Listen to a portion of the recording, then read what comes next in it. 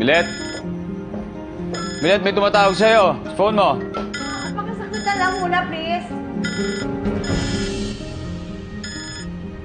Hello? Anthony? Anthony, buti na lang ikaw ang sumagot.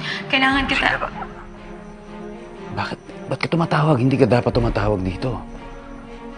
Ano meron? Anthony, importante kasi. Kailangan operahan yung anak mo. May sakit siya sa puso. Baka ikamatay pa niya to. Kailangan ka ng anak mo dito. Sino yung tumawag?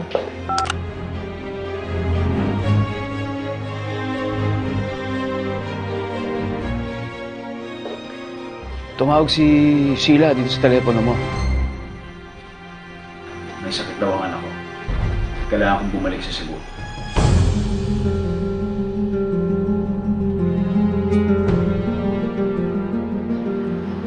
Itong itim na to, ito yung bara na sinasabi kong pumipigil sa tamang pagpump ng puso ng dugo sa katawan ng anak ninyo.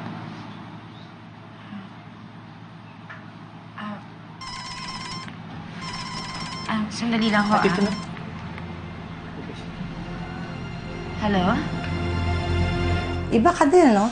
Hindi ka na nakontento na nandiyan ka na, nananahimik ka na dapat dyan. Pero anong ginagawa mo? Nagpapapansin ka pa, di ba? O at gusto mo kaawaan ka naming lahat. O ngayon naman, panibagong pagpapaawa. Ospital naman, yung anak mo naman. Ano pa ba? May sakit po talaga si Bubot. Alam mo, ganito na lang kasi tanga ka, hindi mo naman masasagot yung mga itatanong ko sa'yo. Akin na yung doktor, dalian mo. Doc, pakisabi naman ho sa kanya kung ano yung sakit ng anak mo. Okay. Hello? Hello? Ito na ba yung doktor? Paki-explain nyo nga, may sakit na po kasi yung anak niya eh. Yes, her son is being observed at the ICU. Hindi normal lang ang breathing pattern niya. For a newborn, kaya naging bluish ang bibig niya. But based from the results sa 2D echo, may problema ang puso ng bata. Doc, okay na. Naintindihan ko na, kuha ko na. Maraming salamat ho. Okay. Salamat ho. Okay, as I was saying, ito nga yung nakabara sa puso ng anak mo. Na kailangan nating operahan ka agad. Sige ho, Doc.